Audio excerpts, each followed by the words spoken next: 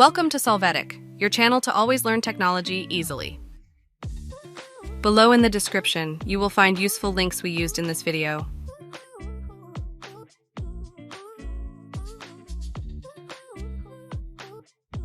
Today in Solvetic, we will see how to send location in Messenger.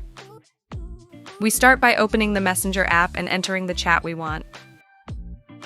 After that, click on the More Options icon and choose Location.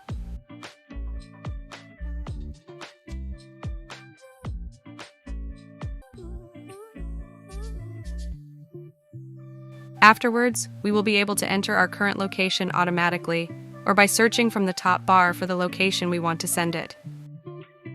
Hey, remember to subscribe Solvetic channel.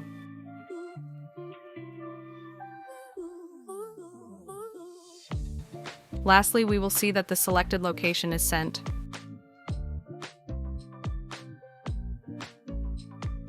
We hope it has been helpful for you. Here are links to watch more videos of your interest and subscribe to the Solvetic channel. Thank you.